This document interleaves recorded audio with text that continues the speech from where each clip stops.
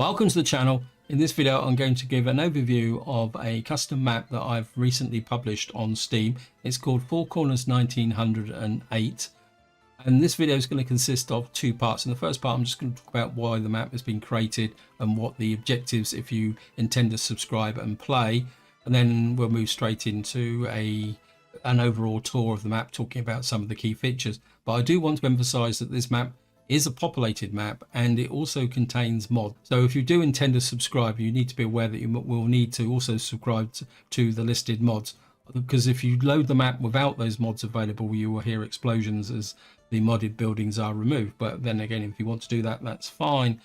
So let's just move into the first part of the video. Why did I create this map? Well, if any of you follow my channel, you'll be aware that I'm currently doing a series called Seven Crosses, which started in 1947. And when I started that series, I went for a fairly conservative start because I wasn't sure what the availability of vehicles was with a very early start.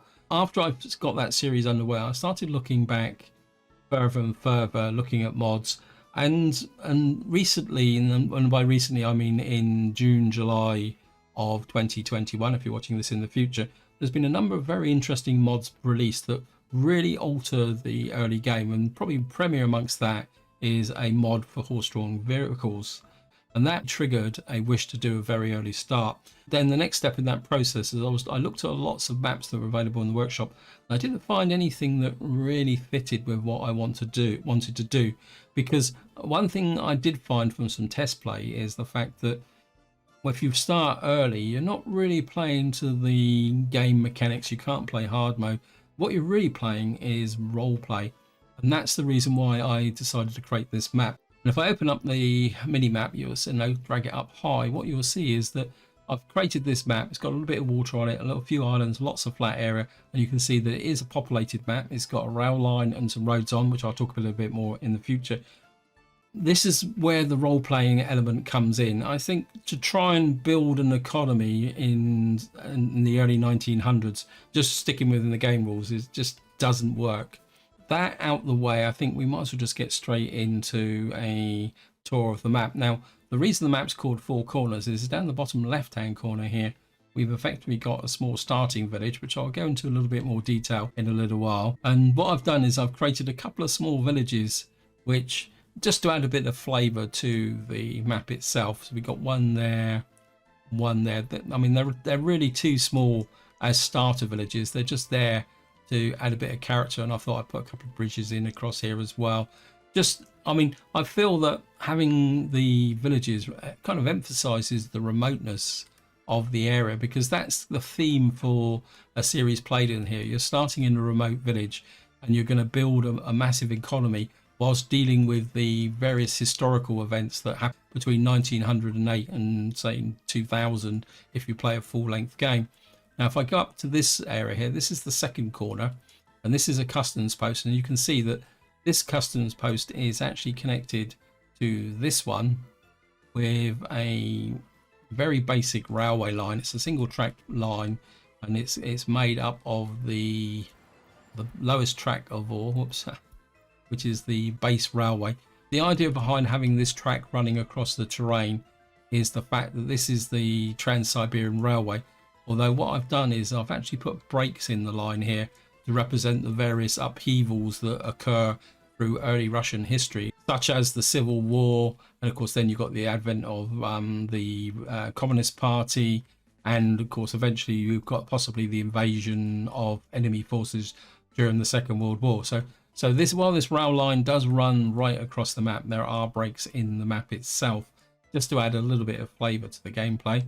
Now if I come across to the third corner, this is the only land connection to NATO, and the reason it's tucked right up in this corner is the fact that truthfully the Soviet Republic really didn't have much in the way of trade and business with the West until the Berlin Wall fell in the 1980s. And the idea is that you should be making contact with this customs shed around that point in the game. Down in the final corner, which is the fourth corner, is the place we've already visited, in the sense that this is the other customs post. You can see it's got plenty of roads, rail, and this is you could say the southern connection for the Trans-Siberian Railway. But if I come out this way, it's difficult to see on the map because I accidentally drew the power lines underneath the actual grid. I promise I wasn't trying to hide it, it was just purely coincidental. And what you've got here is the only external power connection to the map, and it goes to the NATO countries. The reason why this is the only external power is that if you're starting in 1908, there would have been no national grid. I think the national grid in the UK didn't appear in its entirety until the kind of 60s. If you're starting in 1908, you're literally generating power locally. That's the reason why the map is called Four Corners, because all the main connections are in the corner. There's one just here which I'll talk about in a little while, and of course the objective is to build an economy that covers the map and obviously connects up all the corners. I've put this extra connection in here. I can just drag this map down a little bit just for a bit of fun. Actually, I was experimenting, and what I did was I actually ran a tunnel under this mountain so that the customs post is actually not on the border. And I just wanted to experiment a little bit to see whether it's possible, and it is possible. I have tested it and it does work. In the context of the map, this represents a small trading station with a possible rail line that is close to our starter village. Now, before I get in and go and talk about where the starter village is, you can see it's called New Hope. I'll just talk about the resources. I'll just draw the map up really big. And what I'll do is I'll do them in reverse order. So we're going to start with bauxite, which of course turns into aluminium. This is in the center of the map because in 1908, bauxite would have been an incredibly rare element. In fact, I think aluminium at one point was almost the equivalent of gold, and that was due to the difficulty of actually refining it. Then of course you got a similar argument with uranium ore. Uranium ore didn't really appear until the 1950s, when with the advocate of the first nuclear reactors and of course the nuclear bombs as well. That's the reason why the uranium ore is in the center. Now, oil was a little bit more tricky because this is very much a role play type map. And if anyone's aware of the current international situation, will know that Russia is a major exporter of oil and gas. So I wanted to put a lot of oil and gas on the map. So what I've done is I've spread oil and gas generally around the map, following the path of the random generation process, so that in the late game, say 1970s, 80s onwards, we can develop a powerful oil industry which will represent the Russian economy now. Iron and coal were a little bit tricky. What I've tended to do is follow what was given to me on the random map and kind of spread it around a lot more than what I would normally do on a normal vanilla start. Now, there's two reasons for doing that. Well, I'll start with the iron and I'll explain it. The iron is almost exactly as it was given by the random generator, with some areas kind of deleted to make it a little bit clearer. But if you look in the bottom left, you will see that there's like a very faint tail of iron ore going down towards the starter village.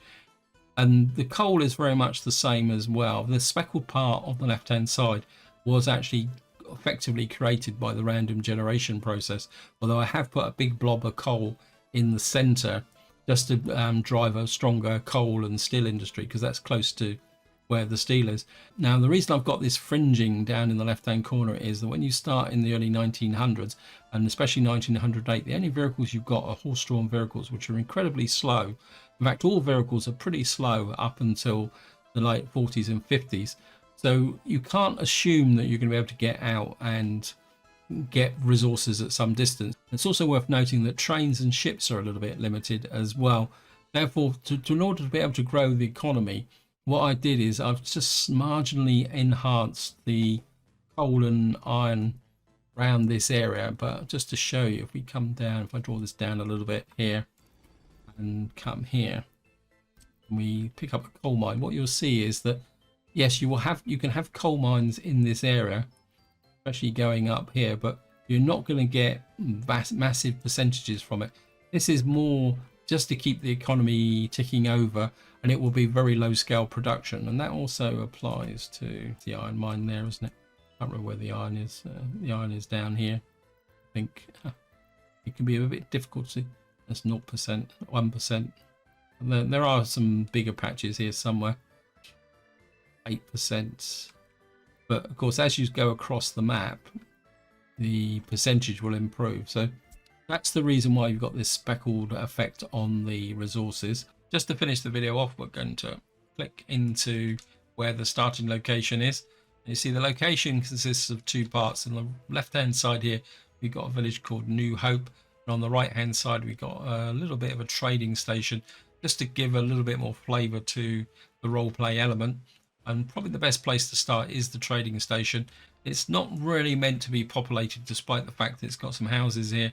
And the way I envisage this working is that we've got the customs office here, which will supply our basics goods, but you can see it's got no road or rail connections going out that way, because the idea is that all the goods are being brought in by ship to this wharf here. This is the standard game wharf in here, and the little posh building in the center here is the trader's home. And if I come in also, you'll see in here is a wagon depot, which is part of Nova's horses mod system. And the reason it's here is to represent the villagers buying their wagons until such time as they can manufacture themselves. Now, there is absolutely no reason why you can't use this wharf as long as you can get the fuel, and of course give it a power supply, because of course there's no external connection down here. But what I will say is, if you decide to start in 1908, be aware that, well, as far as I know, there's only one ship available, and that is a Clyde Puffer.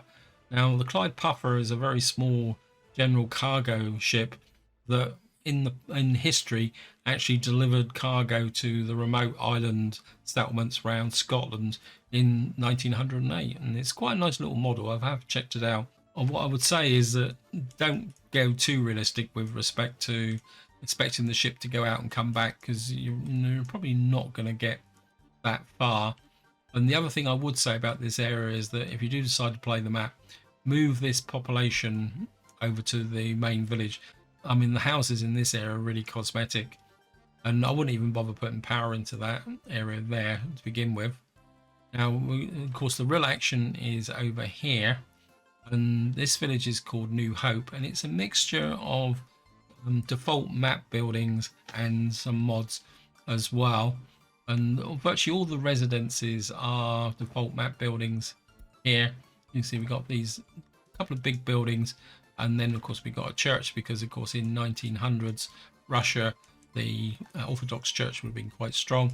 And just for a little bit of realism, there's a priest's house here. As the player is the landlord of the village, I thought the player is entitled to actually have their own house that they can identify with on this corner here. And then of course we got a little groups of minor buildings around.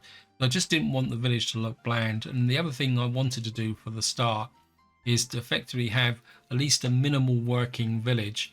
And that's the reason why there are a couple of wind turbines in here.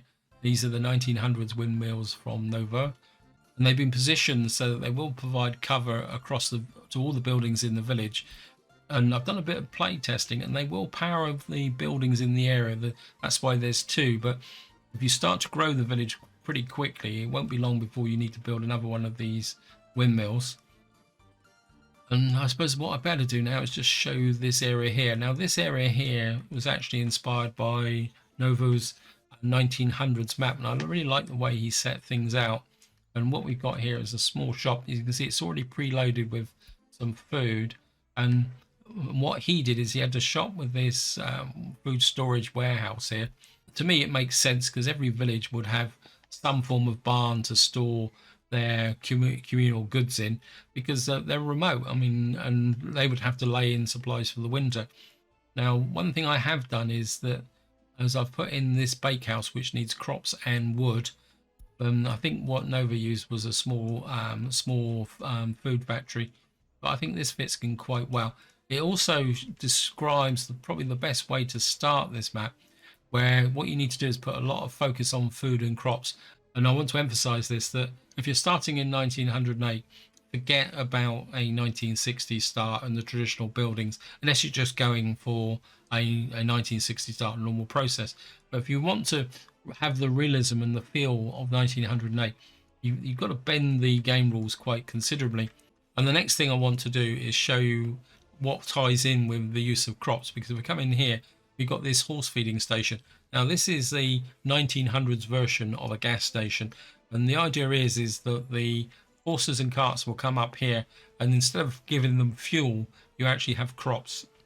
So initially you can run the economy without fuel, but bear in mind that if you want to use the port, you're going to have to import the fuel.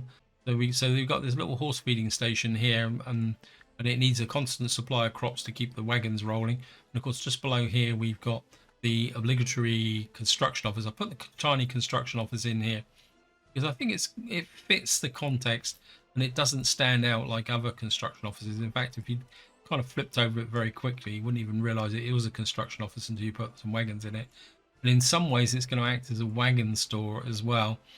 Scattered around the map is 3 stone silos, each holding 50 tons of crops. And it may seem a little bit OP, but I wanted to put some storage in because so there is a potential of 20, 40, 60, 80, 100, 120, 140 tons of crops at the end of the first year. And that's the reason why I've put these little silos in, so that if you manage to get the crops sown and harvested, you will get that crop in the first year. But one thing you want to pay attention to is there is no farm on this starting location.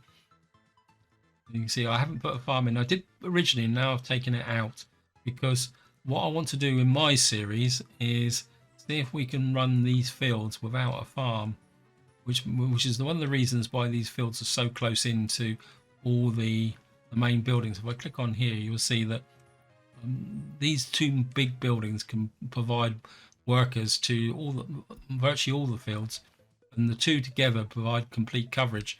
So in order to get the crops, there's 2 solutions. One, you've either got to rush build a small farm, which of course you can do if you've got the money. You can just buy it straight out if you want, or you actually have to manage the fields manually.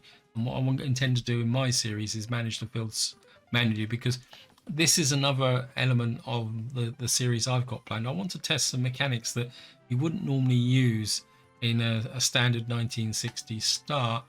I think that is about it for this video. Hope you enjoyed it. Hope you found it interesting. If you want to play the map, feel free to subscribe and use it in any way you want. If you want to go for the role-playing element, hope you enjoy it. And of course, as I've already mentioned, I will be doing a series on this map. And if you want to see how I'm approaching using this map, feel free to follow the Let's Play. But until next time, whatever you do, enjoy your gaming.